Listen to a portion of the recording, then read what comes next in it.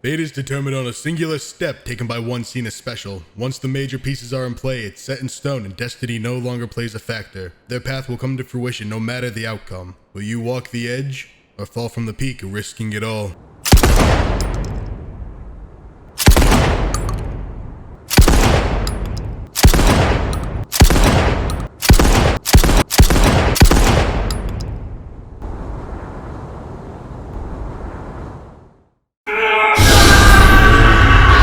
Things have evolved and changed in this world. Being a weeb, being an absolute gamer, they're both seen as cool now. They blew up in the past year. So if you already were one, hey, good on you. You're no longer a loser anymore. And it's great. Now everyone will be able to understand hidden gem animes and just amazing games. Right? Studio Trigger and CD Projekt Red rushed back into the picture after the original release of Cyberpunk 2077, the game that had absolutely no problems whatsoever at launch.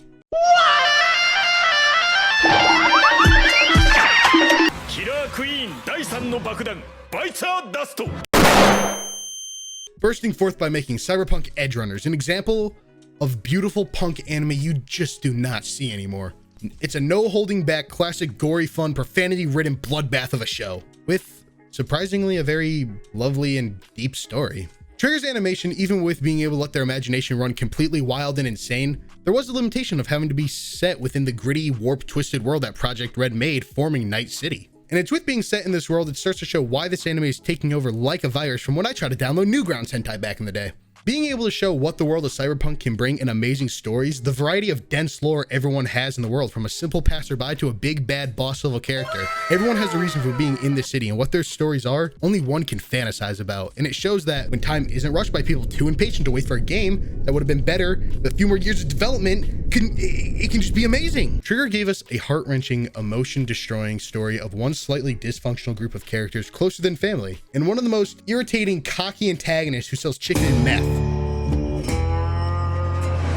David Martinez, a young teenager who goes to a highly respected school within Night City with his mother, who works day and night, risking her life in the constant hell that can be this so-called city of dreams just to ensure a normal life for her son. One day during a drive-by, David and his mother are caught in an accident with zero help from the medics, just showing how in this world, no matter what, you'll sink slow or you'll drown fast, only being able to trust yourself. And with the passing of David's mother lifeless and lost, his days of slugging around are done for. After meeting a crew of characters one can only describe as goons, but becoming the ones you'll never want to stop experiencing and learning how they feel and what they truly want deep down. Trigger was able to make such likable characters without episodes worth of backstory that would disrupt the flow that this show was able to craft. Every episode was packed to the brim with charming, high-tense scenes that gave you the bond building between characters, truly making them feel more alive than some bland shonen protagonist or side character. And it's because they didn't do what most shonen do. They never gave you downtime as well. And I think that made the world building feel even better. You're feeling how you're supposed to feel. You're supposed to constantly be on your toes if you were in this world.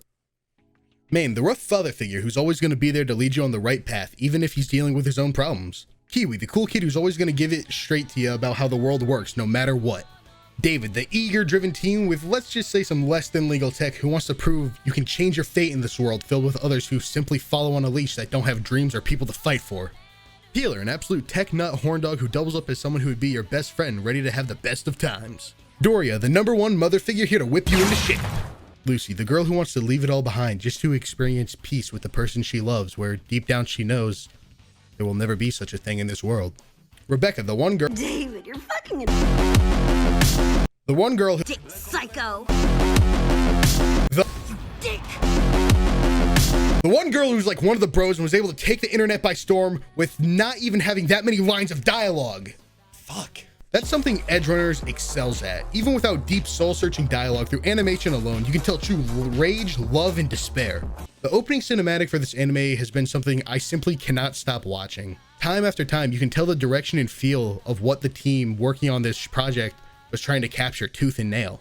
And aside from the amazing color palettes picked to bring the sometimes soulless, deprived skyline of Night City to life, they made it shine with neon lights that pierce the heaven, to the dark, dingy, but still full of character gang hideouts where you can see amazing gunplay, weapon animation.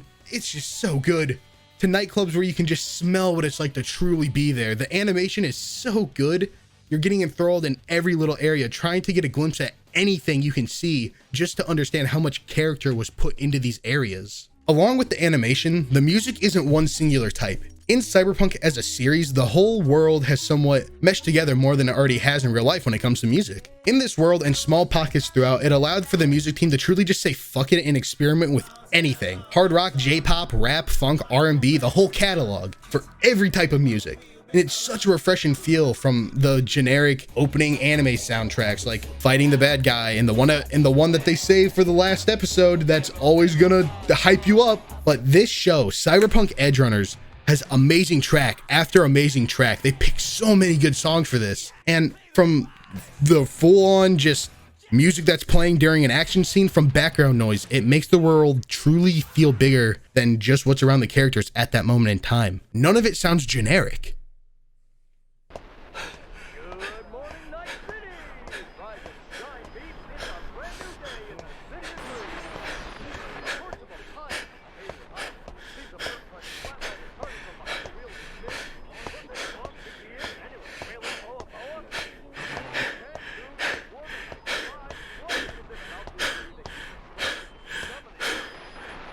Episode 6, you can tell something's wrong. It doesn't start in a city or during one of their jobs or even at an after party.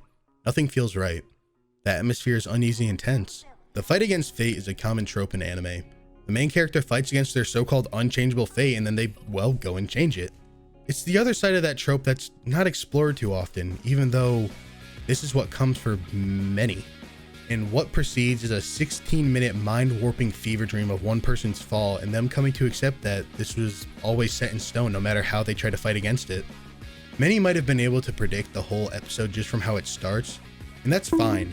Having an episode that gives itself away early is something that receives more hate than it deserves. Having an episode like this allows for you to emotionally connect harder than you previously have with a character. As you know, this might be their last time interacting with the characters that you love to see. JoJo's Bizarre Adventure Part 5, The Sleeping Slave. Death and fate are one and the same. Once the steps are taken, no matter what the individual does, it becomes something set in stone, something that cannot be changed. This episode is regarded as, if not one of the best episodes of all of Part 5.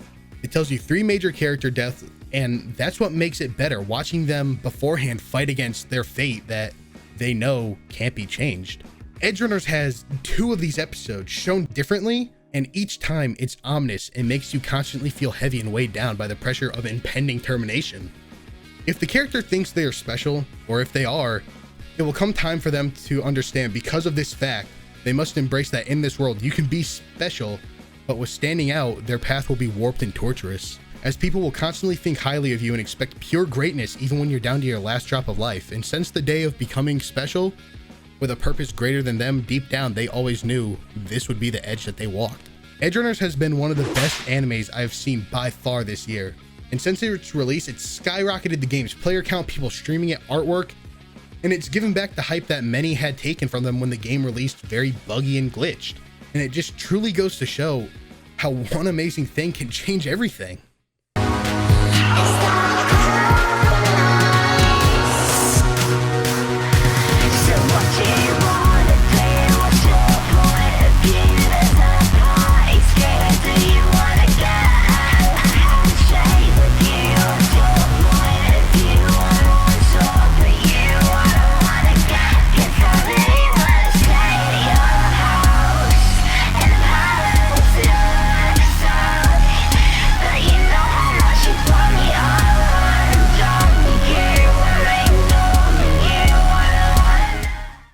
And yeah, that's just how Cyberpunk Edgerunners has made me feel. It's an amazing show with a story that absolutely made me connect to the characters so much. It emotionally destroyed me. I can't hear the last song without almost crying. I cried a few times when watching. I'm not gonna lie, I did. But this just goes to show that one thing can revitalize a group and possibly even bring new things to come from it. Recently, Berserk Memorial Edition has released. It's the reanimation of the original 3 movies made back in, I want to say 2013. And it's been great so far. And it really gives me hope that we might actually get a decent Berserk anime adaptation soon in the future. But who can really say? Thank you for watching. Hit the like, bell, subscribe, and comment down below what you would like to see, any people you would like me to try and have on, any topics you would like me to cover. And as always, thank you for watching. It's been a blast.